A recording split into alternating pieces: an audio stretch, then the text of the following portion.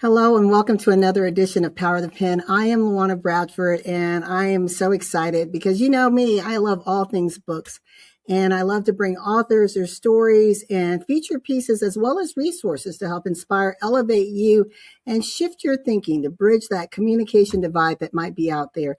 And today I have none other than a special guest, Dr. Lotus Riche. We are going to be unpackaging her book entitled Harnessing Your Thoughts, take the reins, control your life and win. Again, take the reins, control your life and win. And just a little bit about this amazing woman. Not only is she a global traveler, influencer, military veteran, we thank her so much for her service, but she's also a thought leader and influencer. As a serial entrepreneur, she travels the world, has actually impacted over 20 million people around the world in various countries about her message to ignite, inspire, and elevate your life. We're going to unpackage some of these things, understand her backstory as to why she does what she does. And then we're going to do a deep dive in this book because I think this book, even though it was written a couple years ago, is still relevant, will always be relevant, and it's really for a time such as now. So we'll be back in a moment with Dr. Lotus Riche.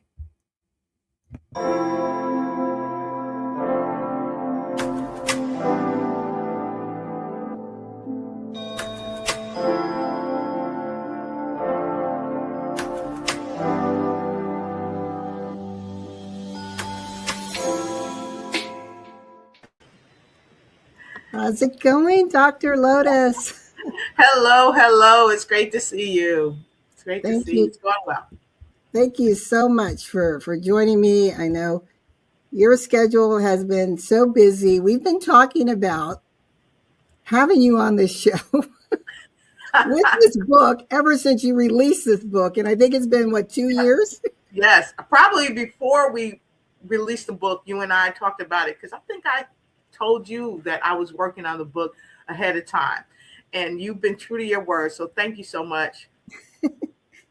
Yes. And thank you because you are very, very busy. And I just want our audience to really lean into this because we know we are in an era of disruption and that's not going to change. Era of disruption, rapid changing in just the way the world is, especially in business, like never before. And if you are not empowered by realizing the control that you have with your thoughts, then you may be, on the sidelines wondering what's going on, or perhaps maybe even be overtaken by the wave of change rather than leading and affecting the change in your life. What are your thoughts about that, Dr. Lewis? I believe that if we don't stay, and I always say productive instead of busy, if we don't stay productive doing the things that are going to make change in our own lives, it's seldom that we're going to be able to make change in the world. And to your point, the world is ever changing. And especially now, we are doing some things in this day and age that we've never done before when it comes to our government, when it comes to how we are living as a people globally.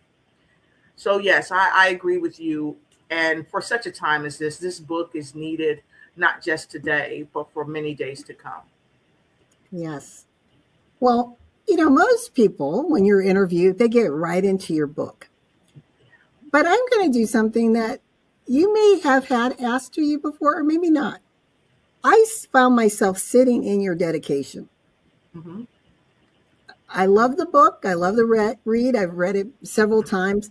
But I kept going back to that piece because I thought, wow, if you hadn't written anything else, that dedication was so impactful and so transformative. And I'm going to read just a little excerpts from that. And I'd like you to talk about it because we're influenced by different things in our lives. Yes. Our experiences shape us. And it's about how we choose to take those impressions to expand and grow in our lives. And you said, you thanked your parents for always allowing me and my siblings to have a say in decisions that were often made for the family. We Yes. were not children who were acted upon. We were part of the decision and the solutions to challenges. We could use our own minds and have our own voices stamped into our mind to know that all people could be afforded the right to think for themselves. Yes. Then you said, people must experience a fighting chance to create and express their brilliance and not go quietly into the graveyard of nothingness. Fly free into the creativity of uniqueness that the mind can create. And this is where your power seat just, I was like, okay, mic drop after mic drop after mic drop. You said, we are not all created equal. Right. I know people are like, oh, what is she talking about? Of course we are. You said, we are created superior to the limited thoughts that we may allow others to compare and subject us to. My parents taught me that I can be the orchestrator of my thoughts and the outcome of my dreams crafted into the reality for my life. Wow, wow, and wow. So let's, if you don't mind, let's unpackage that, because you were given a voice at a very early age. You were allowed to express your voice, to explore your Yes. voice. Was that Yes. something you always knew, or did you find that in hindsight, looking back, you realized that your parents had empowered you to walk in that truth? As a teenager, I I knew it as a teenager. I don't know if that was the first glimpse as a teenager. I don't know if I knew that then. Yet, as I look back in retrospect, I've always seen moments in my life where my parents always sat us down, either at the kitchen table when we lived in an apartment or at the dining room table when they bought their first home. I remember at 6 years old, my mom sat me down because I was going to a babysitter. Of course, when your parents work, you have to go to a babysitter. And there was an issue with the babysitter giving away my food to the other children that she kept. And I didn't like the way her house smelled.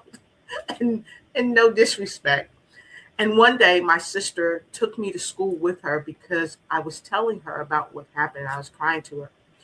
And my mom got a call on her job. And you know, back then, you don't call your parents' job for nothing unless you're in trouble. And I wasn't in trouble at the school, yet the school, it was their due diligence to let my mother know where I was. And I spent the whole day in school with my sister. I guess that's why I became smart a little bit, because I was at school at an early age. But anyway, I was at school with her all day. They called my mom. My mom said, okay, what do I need to do? They said she can stay here.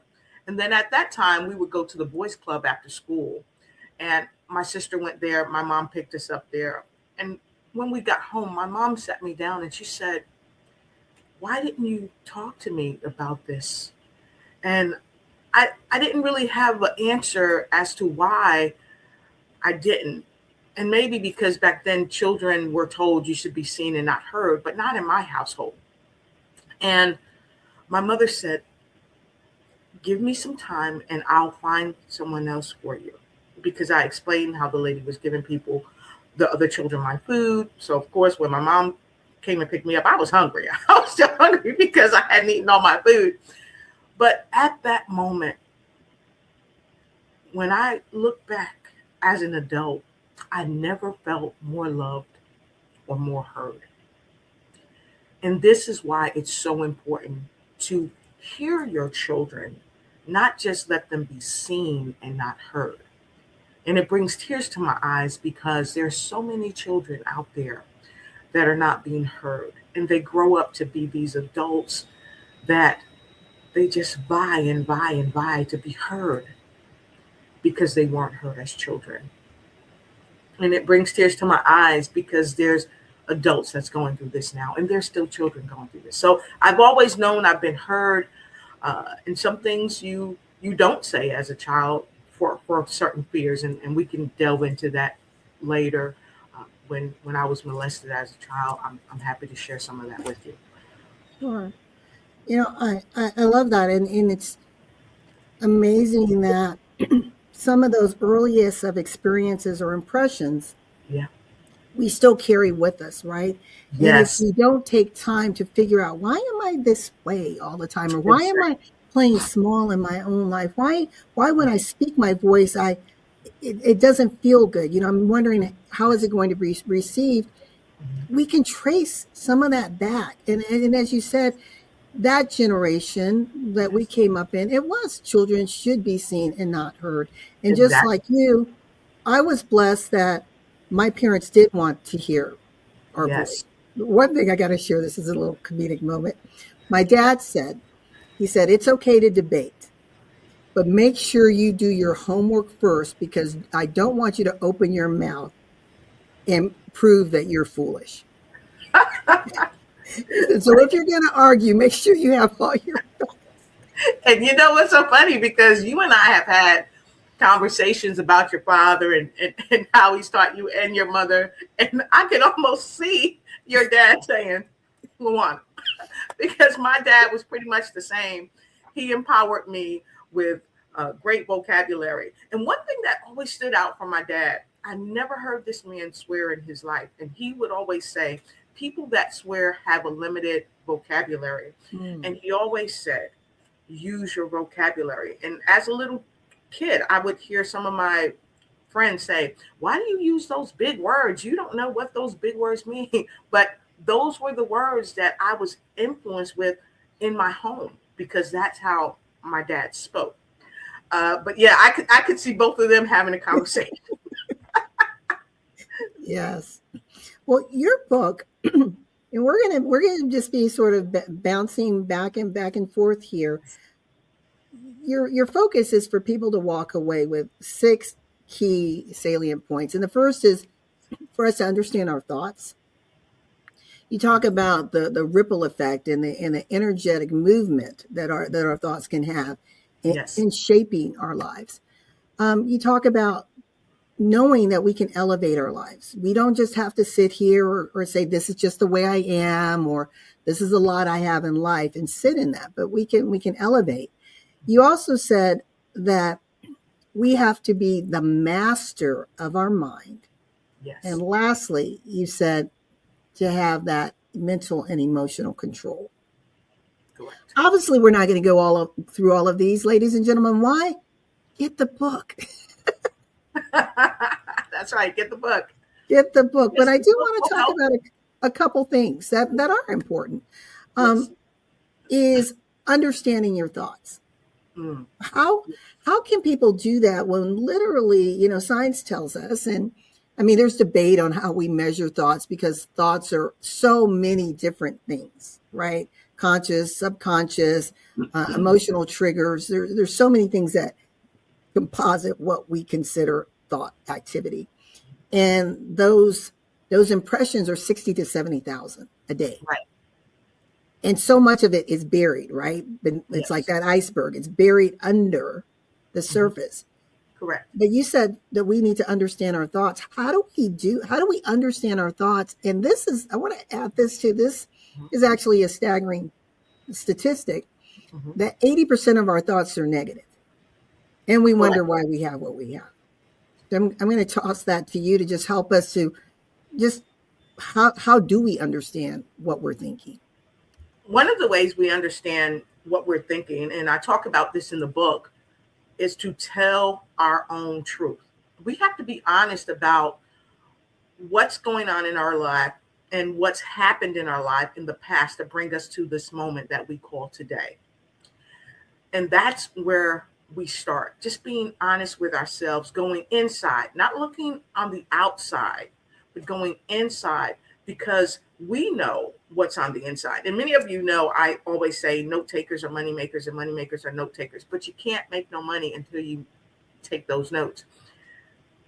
And the way you can go on the inside and understand what you're thinking is just ask yourself a question. And I know people say you can't talk to yourself. You're crazy if you talk to yourself. But talking to yourself is one of the most sane things that you can do because therein lies the answers to most of your woes. And when you ask yourself questions, use a notepad and write down the first thing that comes to mind. That's where you start, with truth. Being honest about whatever has impacted you, what has hurt you in life, why it's hurt you. And then, how did I feel in that moment? Write it down. How did I feel in that moment? When I work with many of my clients or patients, that's one of the first things I had them do, is start on the inside. Write it down. Even the Bible says, write it down and make it plain. If it's in front of you, you can see it. If you can see it, if you know it, then you can deal with it.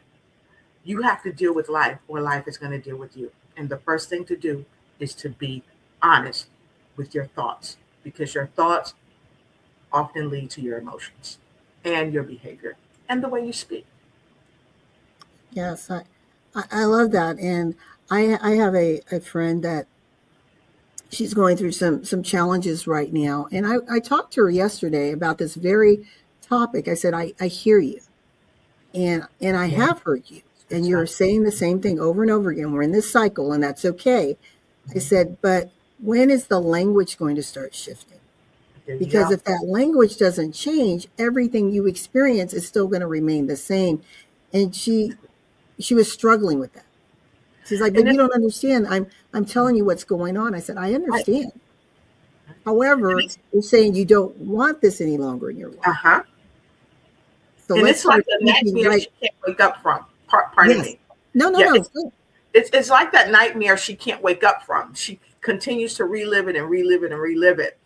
And the way that she's going to break that cycle is to ask herself and be totally honest with what she's thinking and how she's feeling, what she's experienced, even if it's deep and dark and it's painful. It will bring her out of that. And she doesn't have to come out of it kicking and screaming. She can come out of it smiling because she can conquer it. But first, she's got to go there to her own truth. Write it down. And then go back and read it aloud. Because when you read it aloud, something clicks. Yes. And it'll be like a motion picture that plays before her eyes. And she can go, aha, that's that moment. That's that point. Now I can decide to, and I talk about this in the book, make a decision. Do I want to stay this way? Do I want to continue to behave this way? Do I want to continue to feel this way?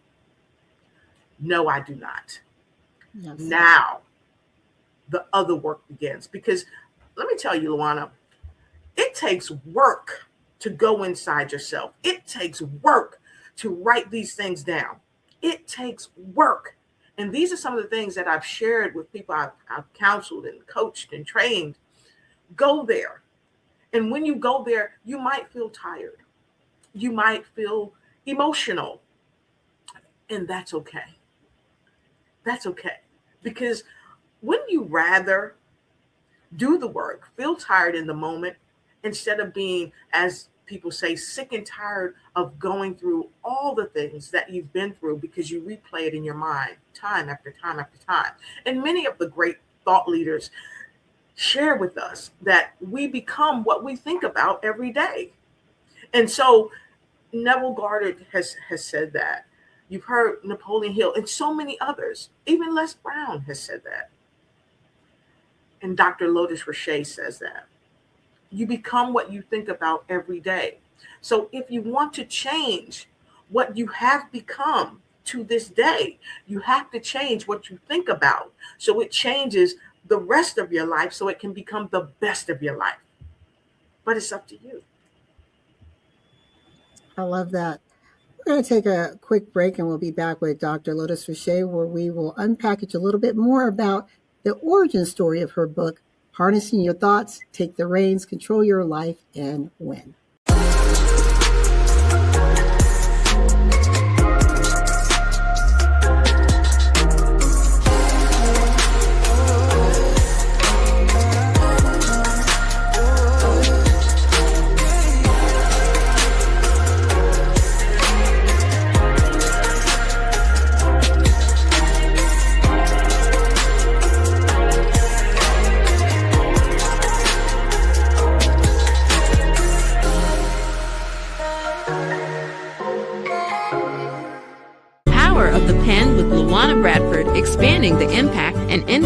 authors from around the world.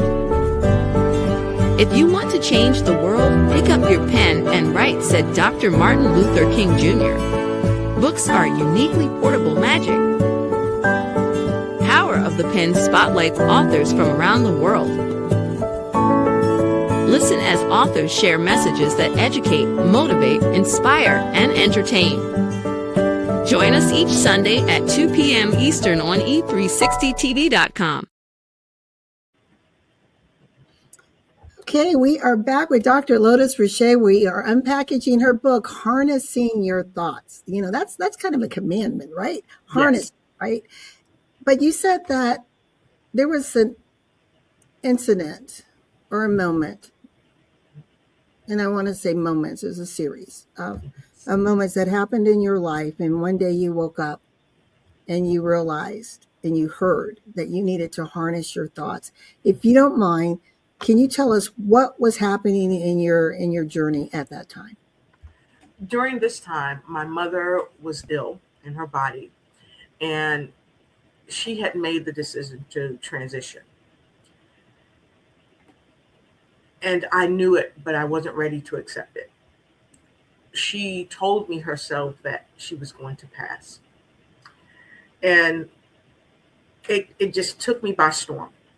And many of you that have mothers or fathers, grandmas, grandpas, people that you love dearly, you're extremely close to, they're like your life, if you will. You know what I'm talking about. We're never ready, I don't think, totally, when the transition of life to life comes. Many of us call it life to death. Yet I know that when people transition, their energy does not die, they live on. But that is so hard to grasp, to embrace when you're going through it. And I was going through it. My hair was falling out, my pigmentation was changing, I was losing the melanin in my skin, and I was a mess. But I couldn't be a mess and help my mother with her transition, because she had already said, she said, I've lived the life I wanted to live. I've done the things I wanted to do. I've gone where I wanted to go. I have no regrets. And she gave me my final marching orders from her voice. I was so exhausted. I needed to sleep. And I told my family, I said, hey, be with mom. I'm asleep upstairs tonight. And that night, it reminds me of Napoleon Hill, how he got the message for his book. And at that time, I didn't know this. But it came to me, girl, because this is how I talk to God. Like, no, I'm not doing that. You got the wrong person, right? Girl, you got to harness your thoughts so you can take the reins, control your life, and win. That was the title of the book. Because God, the mother, the father was telling me, hey, you got to get it together. You got to get it together, because you're here for a reason in this season. And you've got to harness your thoughts. Think about what the next step is. Think about where you go from here to help your mother as she's transitioning from this life to the next life. And for many of us, we see it as transitioning from life to death. Yet we know that we live on. And this book helped to breathe life into me, because a part of me wanted to die. A part of me wanted to just give up. And some people say that, God should be your everything. Well, God is in each and every one of us. God is in my mother. God is in your mother. And that part of God in my mind, I was like, okay, God, why are you doing this? See, I ask questions, and a lot of people, you might say, you don't question God. Well, I question, because I want to know. And I know that the answer is there when I ask that question, if I open my heart. And I had to open my heart and let this book, let these words come in. And that's how I got there. God's word and opening my heart. And the book came. But it didn't come right away, LaWanna. I think I've shared with you It took me a year to finish this book. And I was not going to put in there about my mother transitioning because even still today, I'm still dealing with it. And as a person with a psychology degree and a psychological background and a clinical background, I know that grieving goes on for quite some time, but it's how we grieve. But this book, I take this book on the plane with me.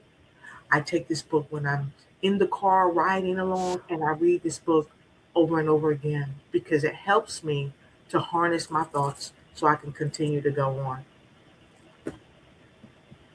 And that's how the book became life.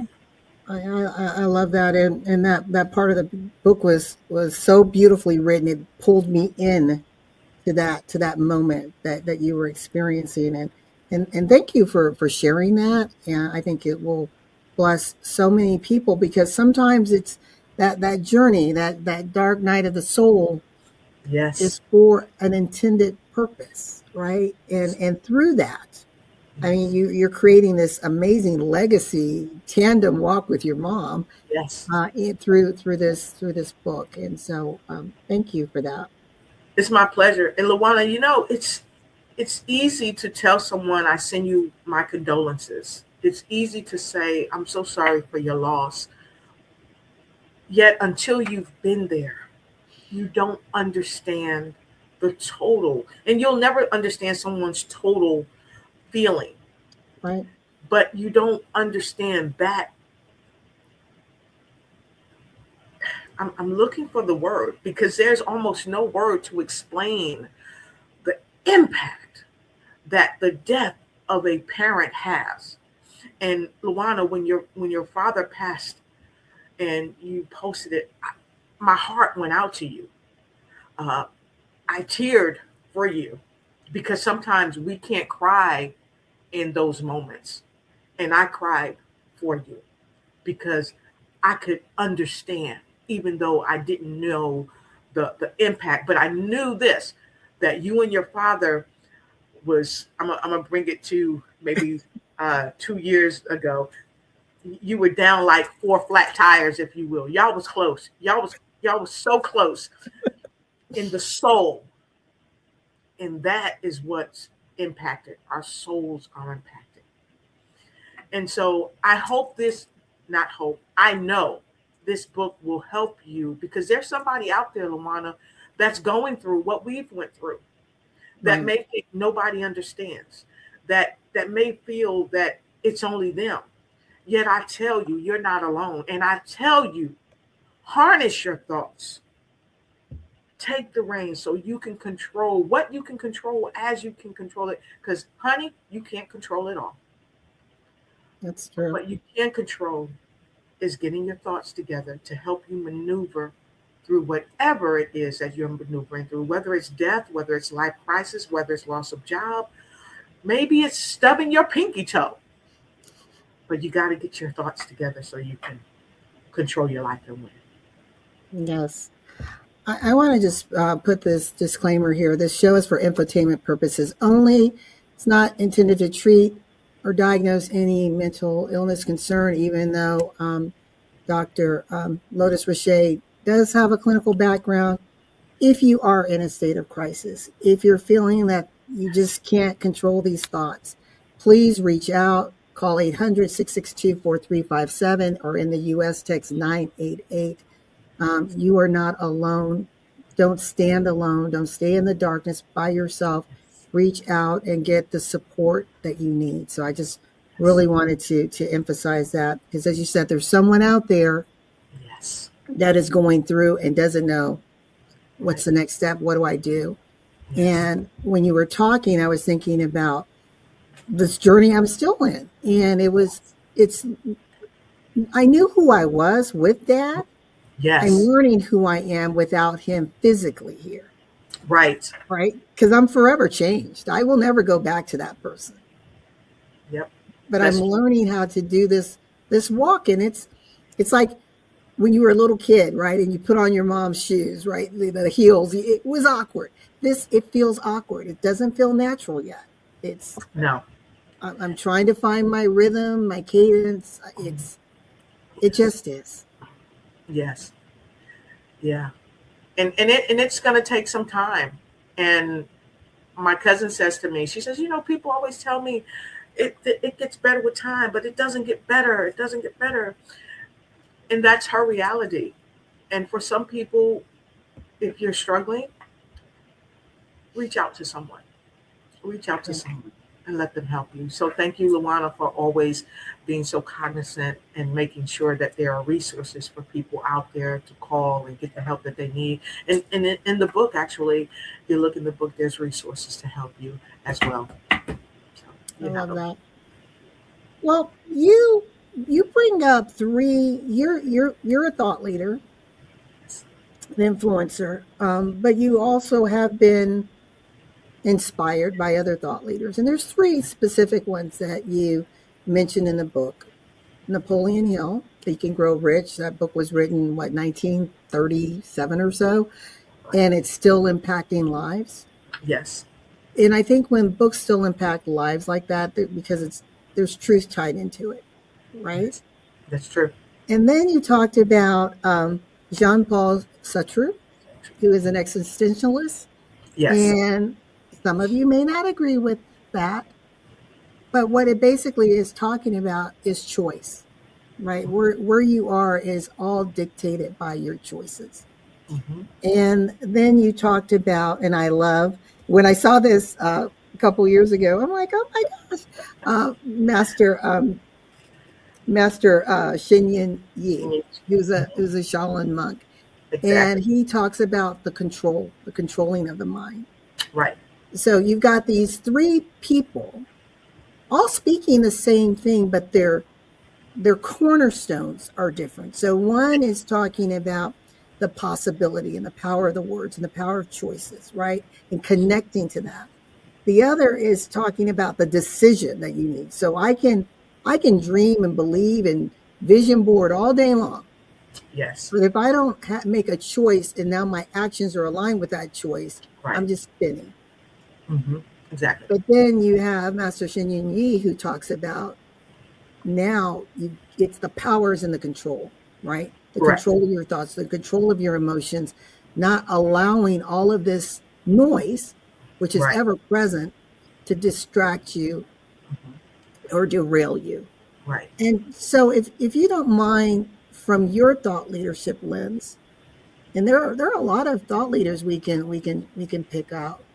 Why these three, and how have their words and their lens helped to shape you to where you now have your own signature, if you will, in the thought leadership lane? There are so many out there that I could have chosen from, and there are so many that I did choose to help me mentally prepare as the book unfolded. I chose them because of how it was presented to me over time in my mind. Many of you have heard the saying, when the student is ready, the master will appear. And as the book unfolded from my heart and soul onto the page, their works unfolded. There was times when I would sit in my office and I'm writing, or I'm in my bedroom writing, and I could see the book on the shelf, or a saying would come to me, or something would pop up on my phone. It's the darndest thing.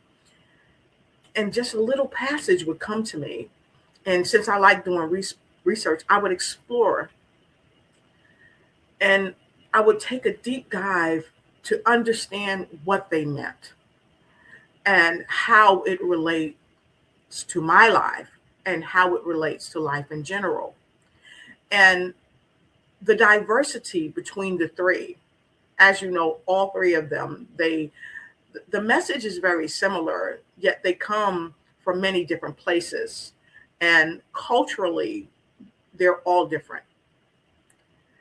And what I remembered was not to embrace something just because it made me feel good, yet go the extra mile to embrace it because of the impact it will have on life itself and how I navigate through it and helping other people navigate. So, what I found was that although some of the things I may not have agreed with totally that they had shared, there was a silver lining that connected all of them through how we can navigate through life. And I wanted very much in this book to have the diversity to help the readers understand and see that just because someone is not exactly like you doesn't make them wrong. It doesn't make them right. It just makes what is. And if these passages could help you get to where you are going in life, then so be it. And that's what I embraced. And that is why I was able to take the greatness of these amazing thought leaders and compile them in this book and say to the world, here you are. This is a part of my gift because of what they gifted me. And some of them,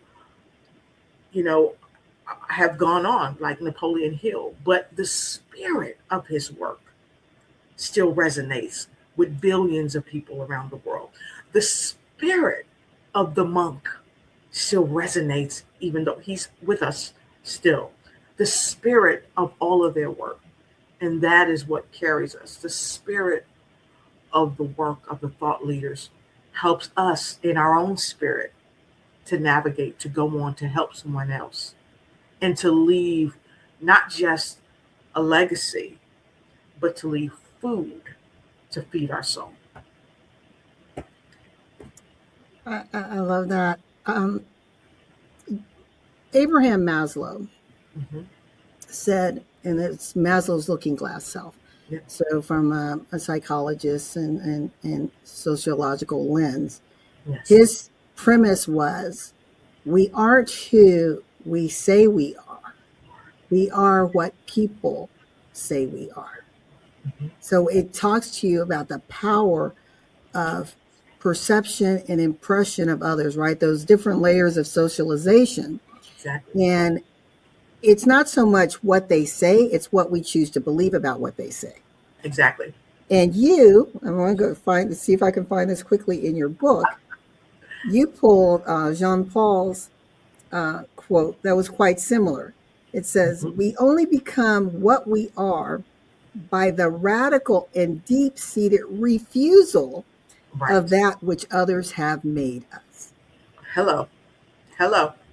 So let's unpackage that, because that was deep. He says, only become who we are by refusing what other people have said we are.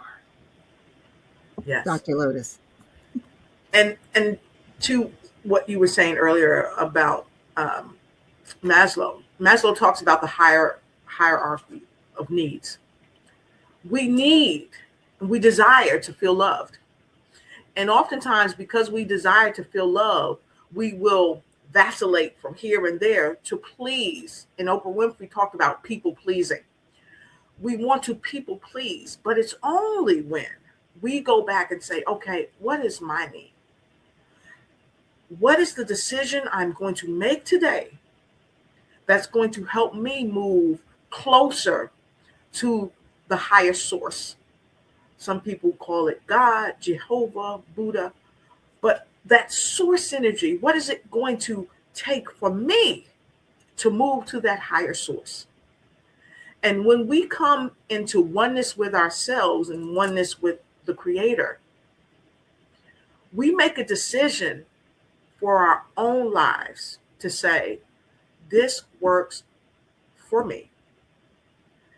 Although I can become a doctor, I can become an attorney, I can become whatever my parents want or whatever people decide for me, I must make a decision for myself. How many of you know that oftentimes culturally, many cultures, we walk in the footsteps of our parents? If my father's a doctor, I'm going to be a doctor. And it's funny because my father has a psychology degree. I have a psychology degree. Yet what I'm doing, in essence, is a bit different than what my father has done. But I made this choice because this is what resonated in my life. This is my purpose, my path, my calling. And one of the reasons why we must walk in that path is because, like Les Brown said, there are so many graveyards out there. And that's one of the richest places on the planet, because people have gone to the grave not living their true life because they walked in the shadow of someone else. And so, to your point, this is why it's in the book. You have to make a decision to walk the path that the Most High has endowed you with, or some people say ordained you with, because then you're living your true life. A lot of us say, oh, I'm living my best life. Our best life comes when we do what we talked about at the top of the show. Sit down and write our own truth and embrace it, accept it for what it is. Don't make something out of it that it isn't.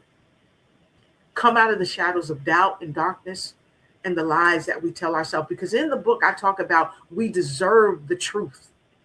And so when we understand and embrace that we deserve the truth, then we can walk in it. But it's all a decision. We have to decide. And that sometimes, as we've said, that's the hardest thing for people to do, is to decide, because they allow fear to overshadow. You know, there's so much self-talk, right? Yes. And that self-talk, more often than not, is debasing rather than edifying. True. And I talk about that in the book. You got to get the book. I talk about that chatter, that constant chatter in our minds. You know, sometimes you just want to tell your mind, just shut up, and go to sleep, stop talking.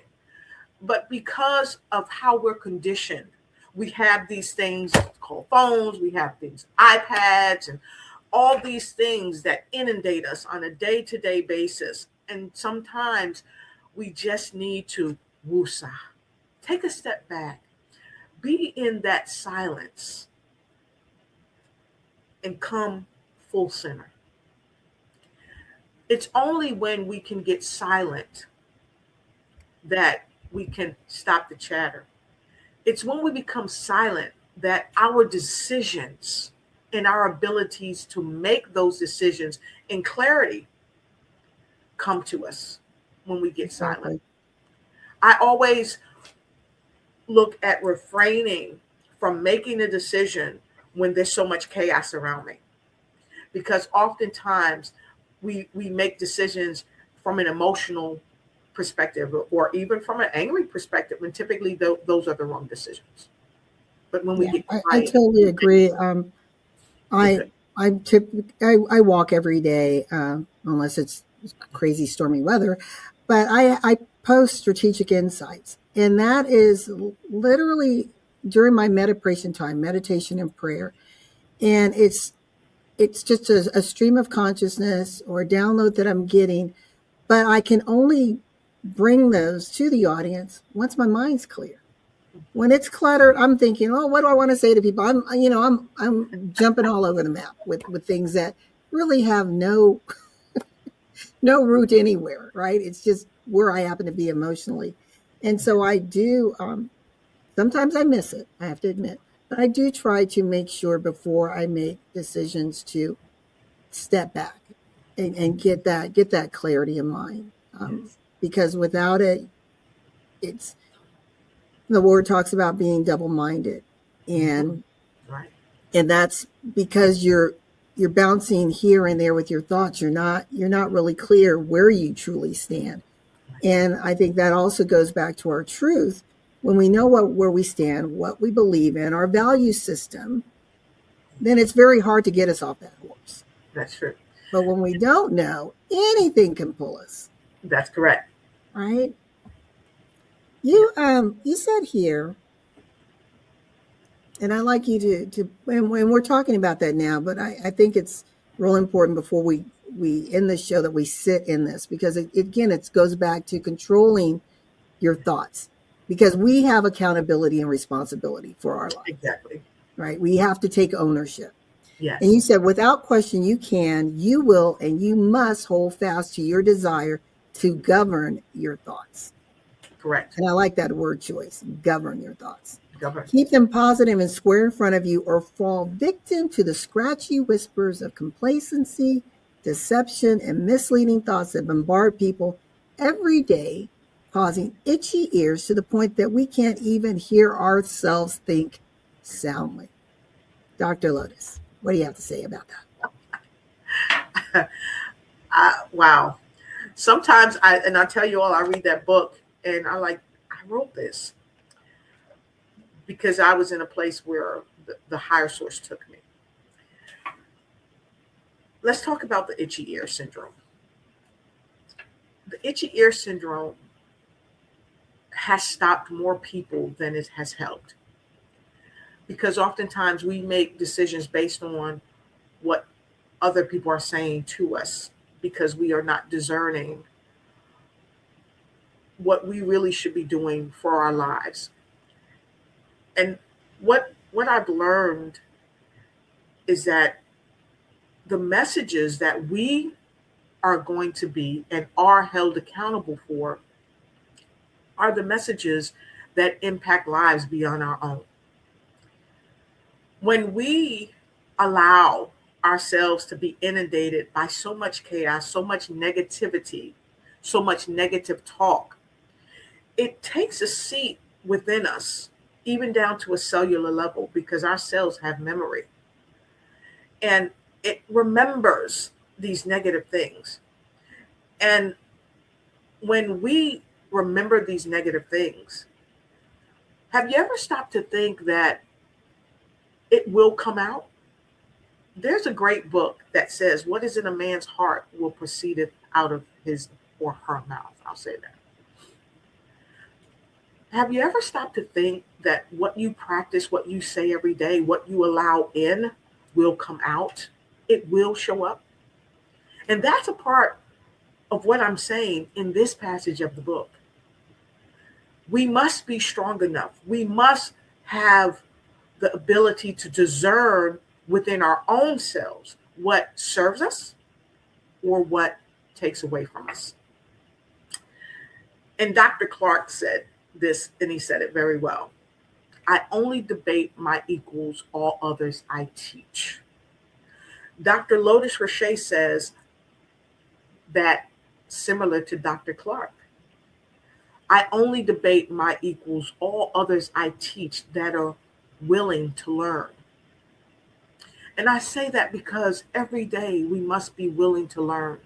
If you are a person within your own self, you are not willing to learn from your experiences, from the things that you've done that brought maybe shame or disappointment, to include the things that brought you grace and humility and happiness, then are you really teachable? Or are you just someone that's taking all these itchy ear things and just compiling them and spewing them out wherever you go? That's a question. Think about that. Write that down. And if you're so inundated and you're taking all this stuff and you're putting it out in the world, you can stop today. You can make a decision. You can be the person that Dr. Clark talked about. All others I teach, I only debate my equals. You can become equal to the grace and the goodness that we are all designed to have. And you can take that and you can put that out in the world to help make the world a better place. And it all starts with knowing your truth, embracing it, and then changing, making the decision to change. Because you have that power. Yes. To take those reins, to harness your thoughts, and win. I love that. And it's, he said, you're telling the audience, we have that power. Now we have to believe it. We have to own it and walk in it. Yes. Right? And it's not easy. I know No. it's not easy. It's a job. It's work. And it's a job that you will be and you are being paid to do. You might be saying, I don't have no more money in my bank account. Your bank account is the seat of your soul. There is a richness in your soul that you will gain by walking your walk. But you have to make a decision. We are almost out of time. I want to ask you two things. The first thing I'd like you to tell us what's next with this book. Yes. Are there conferences, other things that they're doing? How can people work with you? And then I want to turn it over to you for about 2 to 3 minutes to just speak whatever's on your heart directly to the audience. So what's next with the book? I want to thank you first, because when the book came out and we talked about it and you said, well, Dr. Lotus, what are you doing? And I told you, I said, I'm having a workshop. We did the workshop. Workshop was so powerful. And the workshop then led to the book tour. It took me to Japan. It took me to, I go to Korea. It took me to Italy. It's taken me to many states in the United States and other places that I haven't even named. And because of that, it afforded me the opportunity to be a part of the World Literacy event in Oxford, at Oxford University this past year. So I was featured there. I was able to speak there, and I was welcomed back. So in 2027, we're taking a delegate of speakers and authors to Oxford University for the World Literacy Program. And it's going to be amazing. So I welcome you if you're an author, if you're a speaker, and you're looking to be a part of the World Literacy Conference that's going to be held over in Oxford University. Let me know. I'm happy to welcome you if you'd like to go, because it's going to be powerful. It's going to help change lives. And then we have some other things that's going to happen there, and I'm not going to let it out right now. I'll let it out next show. That's going to be so profound. But that's one thing that we have going on. And then we have a trip where we're taking the Ignite Your Life for Life Summit to Africa.